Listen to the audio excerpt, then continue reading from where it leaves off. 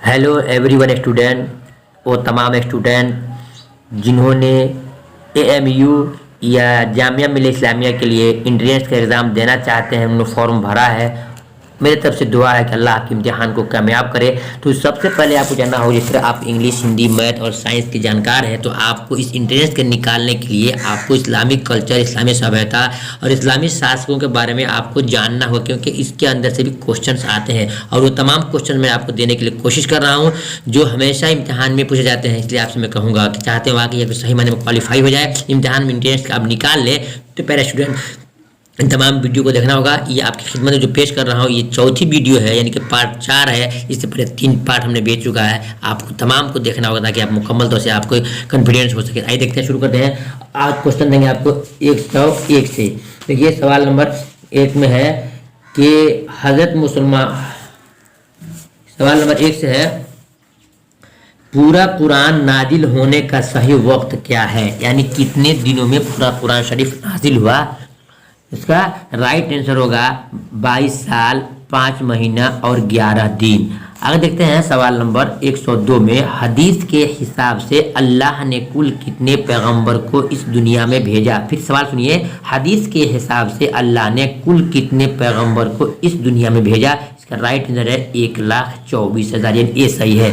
आगे देखते हैं सवाल नंबर 103 में है, हजरत मोहम्मद SAW यानी सल्लल्लाहु अलैहि वसल्लम की यौम पैदाइश को किस नाम से जाने जाते हैं। इसका राइट आंसर होगा सी, यानी ईद मिलादुन नबी के नाम से। आगे देखते हैं सवाल नंबर 104 में है, 4 में इस्लामिक कैलेंडर शुरू होता है। इस्लामिक कैलेंडर शुरू होता है, विकल्प आप देख रहे हैं, ए में है शबे मेराज और बी में मक्का वापसी और सी में है हजरत मोहम्मद की यौम पैदाइश और डी में हिजरत। इसका राइट आंसर होगा डी, यानी कि हिजरत से शुरू होता है। आगे देखते हैं सवाल नंबर 105 में, अल अक्सा मस्जिद कहाँ स्थित है। ये क्वेश्चन VVI क्वेश्चन है, प्यारे स्टूडेंट, आपको याद करना होगा अल अक्सा मस्जिद कहाँ स्थित है। इसका राइट आंसर होगा ए, यानी कि जेरूसलम में ये मस्जिद स्थित है। आगे देखते हैं सवाल नंबर 106 में, हजरत मोहम्मद सल्लल्लाहु अलैहि वसल्लम के आखिरी दिनों में इमामत की जिम्मेदारी कौन निभाते थे। इसका राइट आंसर होगा ए, यानी हजरत अबू बकर है। अगर देखते हैं सवाल नंबर 7 में, हुनैन की लड़ाई किनके ज़माने में शुरू हुई। हुनैन की लड़ाई किसके ज़माने में शुरू, इसका राइट आंसर होगा ए, यानी हजरत मोहम्मद सल्लल्लाहु अलैहि वसल्लम के ज़माने में। अगर देखते हैं सवाल नंबर 108 में है कि काबा के नज़दीक दो कौन सी पहाड़ी स्थित है। काबा के नज़दीक दो कौन सी पहाड़ी स्थित है। प्यारे स्टूडेंट, तमाम का आपको जानना होगा, सीखना होगा। इसका राइट आंसर होगा ए, यानी कि सफ़ा एवं मरवा, यानी सफ़ा और मरवा जो पहाड़ी है जो काबा के नजदीक है। देखते हैं सवाल नंबर 109 में, निम्न में से कौन हजरत मोहम्मद सल्लल्लाहु अलैहि वसल्लम के साथी नहीं है। यानी 4 विकल्प दिया है, 4 विकल्प से आपको एक चुनना है। इसका राइट आंसर होगा ए, यानी कि सलाहुद्दीन अय्यूबी जो है मोहम्मद सल्लल्लाहु अलैहि वसल्लम के साथी नहीं, बाकी जितने 3 हैं ये सब उनके साथी हैं। सवाल नंबर 110 देख लेते हैं, निम्न में से कौन कुरान शरीफ को अंग्रेजी में अनुवाद करने के लिए मशहूर है। यानी कौन है कुरान शरीफ को अंग्रेजी में अनुवाद करने के लिए मशहूर है, यानी प्रसिद्ध है। इसका राइट आंसर होगा ए, यानी M पिठाल जो है ये मशहूर है। अगर देखते हैं सवाल नंबर 111 में, हज मुसलमानों के लिए उस वक्त जरूरी है जब, इसको 4 विकल्प में से आपको चुनना होगा, कौन सा सही है। इसका राइट आंसर होगा ए, यानी कि इसके खर्च बर्दाश्त करने की शक्ति या ताकत रखता है उसको है। अगर सवाल नंबर 112 में है, किस देश में मुसलमानों की आबादी सबसे ज्यादा। ये क्वेश्चन तो जबरदस्त क्वेश्चन है, आपको याद करना होगा कि किस देश में मुसलमानों की आबादी सबसे ज्यादा। इसका राइट आंसर होगा सी, यानी कि मलेशिया में। अगर देखते हैं सवाल नंबर 113 में है, आबे जमजम का कुआं कहाँ है। आबे जमजम का कुआं कहाँ, यह आपको याद रखना होगा, दिमाग में सेट करना होगा। इसका राइट आंसर होगा बी, यानी कि मक्का में है। अब देखते हैं सवाल नंबर 114, मुसलमानों का कैलेंडर किस नाम से जाना जाता है। इसका राइट आंसर होगा बी, यानी कि हिजरी के नाम से। अब देखते हैं सवाल नंबर 115 में है, मुस्लिम कैलेंडर के हिसाब से साल का पहला महीना कौन होता है। मुस्लिम कैलेंडर के हिसाब से साल का पहला कैलेंडर का नाम क्या होता है। इसका राइट आंसर होगा सी, यानी कि मुहर्रम है। क्या है, मुहर्रम है। अब देखते हैं सवाल नंबर 116 में, मुसलमानों को पवित्रतम तीर्थ स्थल कहाँ की स्थित है। इसका राइट आंसर होगा ए यानी कि मक्का है। कहाँ है? मक्का है। सवाल नंबर देखते हैं 17 में कि जब हजरत मोहम्मद सल्लल्लाहु अलैहि वसल्लम मक्का से मदीना गए तो शुरू के 7 महीने किस सहाबी के यहाँ ठहरे थे? इसका राइट आंसर होगा सी यानी अबू अयूब बिन अयूब अंसारी के यहाँ ठहरे थे। सवाल नंबर 18 देखते हैं 118 हजरत मोहम्मद सल्लल्लाहु अलैहि वसल्लम के मदीना हिजरत करने से पहले मदीना का क्या नाम था? इसका राइट आंसर होगा सी यानी कि यसरिब नाम था। आगे देखते हैं सवाल नंबर 119 में निम्न में से कौन हदीस का संकलक नहीं है? इसका राइट आंसर होगा ए यानी कि शाह वलीउल्लाह हदीस के संकलक नहीं है।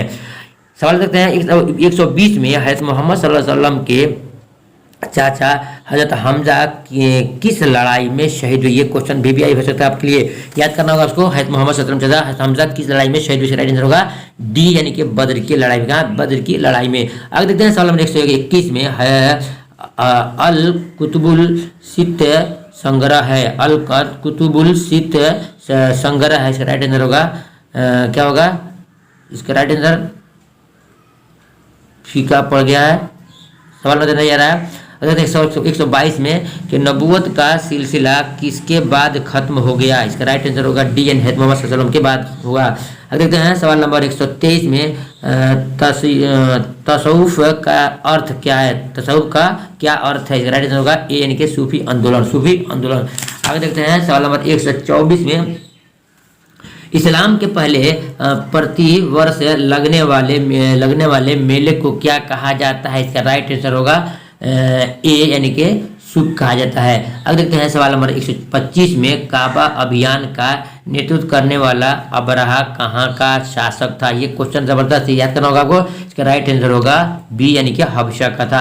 आगे देखते हैं सवाल 126 में मस्जिद मुहर्रम में एक वक्त नमाज पढ़ने का सवाब दूसरे जगहों पर पढ़ने के कितने टाइम्स ज़्यादा मिलता है? ये क्वेश्चन बहुत ज़बरदस्त है, याद करने की चीज़ भी है।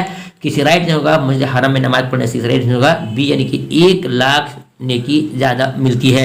आगे देखते हैं सवाल नंबर 127 में बैतुल मुक़द्दस कहाँ स्थित है? बैतुल मुक़द्दस कहाँ स्थित है? इसका राइट आंसर का विकल्प आपके सामने है, डी सही है यानी कि फिलिस्तीन में। कहाँ है? फिलिस्तीन में है।